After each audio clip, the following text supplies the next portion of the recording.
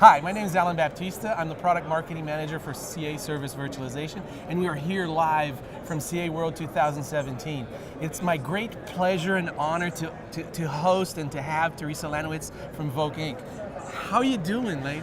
I'm great. Thanks so much, Alan. Yeah. And thanks for having me here at CA World. It's great to be in Vegas with all the CA people and all of your customers and learning about all your great new technology. So thanks. I know, it's a great year. We're having all the action here on the floor. We're doing tons of demos, and we're actually launching a couple of products that I want to talk to you about later on. It's Code SV, it's a developer-focused in-code virtualization, and Community Edition, actually something free for a web-based web services virtualization. So before we get there, I really wanted to talk with you about what are you hearing out in the industry? Service virtualization's been around for what, 10 years now? Yeah. So what is it you're hearing? What has changed from then to now in terms of the problems we're solving with service virtualization? Well, you bring up the fact that service virtualization is 10 years old. I can't believe it.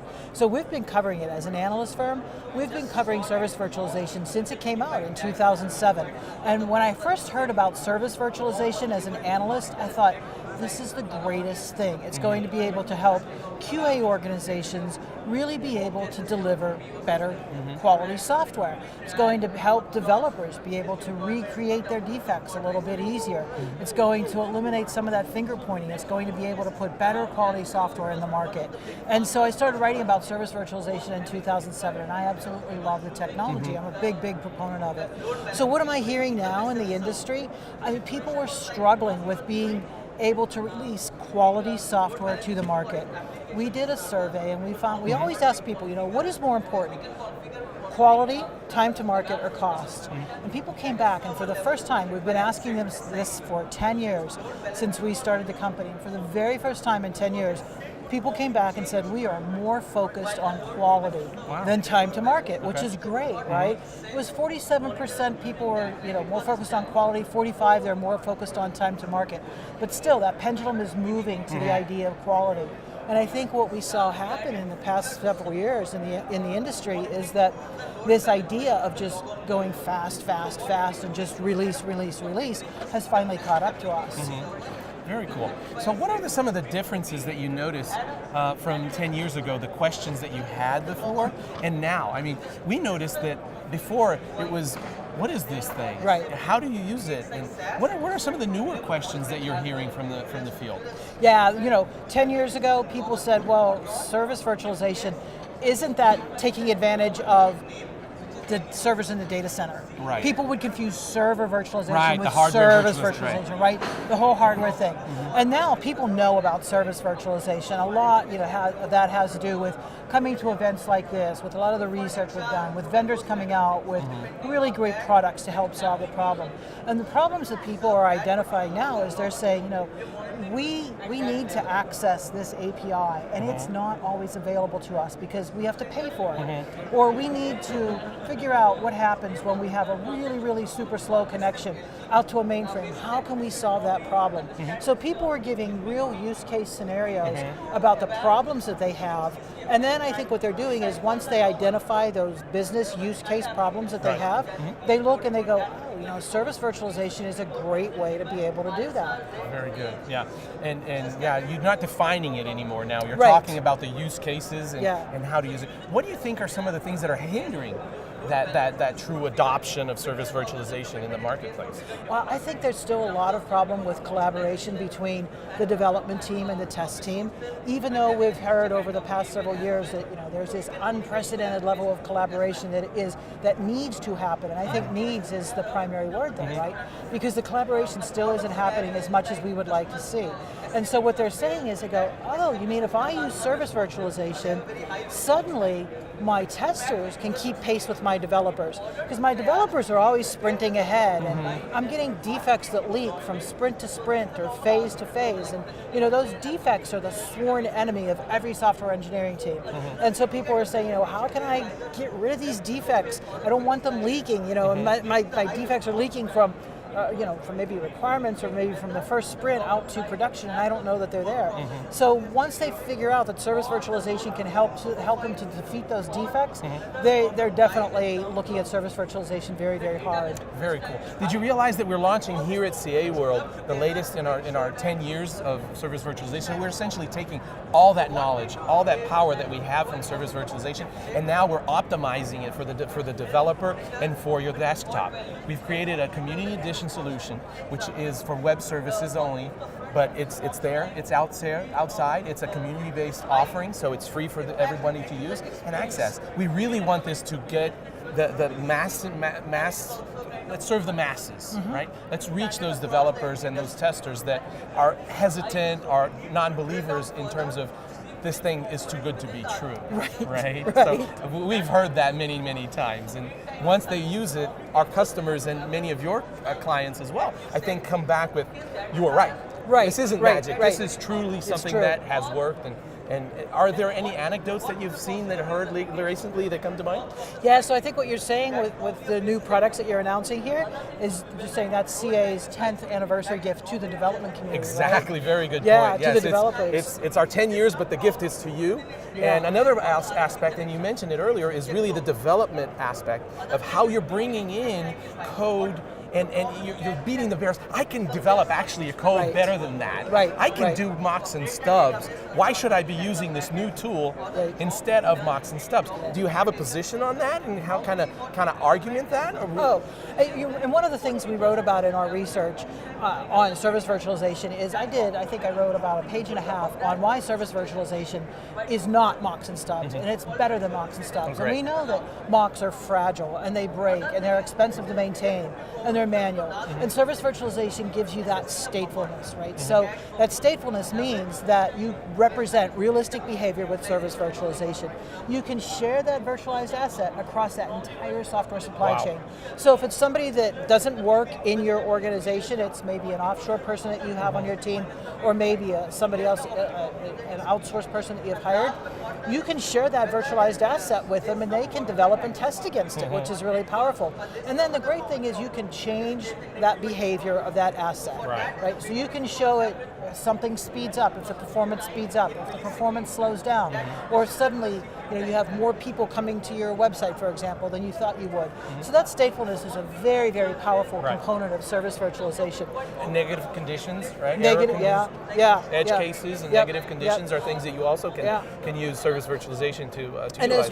As we move more to IoT types of things, service virtualization gives you that access to those sensors that might not be available, right? Or under development still, right? Yeah, anything that is unavailable, under development, incomplete, fee-based access, all that stuff that just takes time and takes a lot of money, and so it reduces your time to test, and it drags out that schedule, so you might have a slipped release, and if you're not using service virtualization, you're putting dubious quality out there. And you're asking your customers, you're asking the people who are using your software for business benefits, you're asking them to be your testers, and you don't want that, right? And when we talk APIs is a Voke as well, as more organizations are working with microservices and with APIs, how do you see service virtualization playing a role there? Automation, right? You have to automate as much as you possibly can.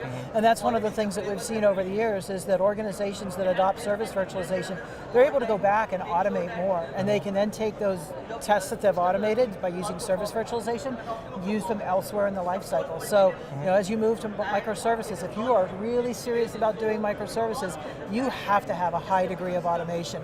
And I've talked to a lot of organizations who have said, we went down the microservices path, but we just weren't, as an organization, we weren't mature enough.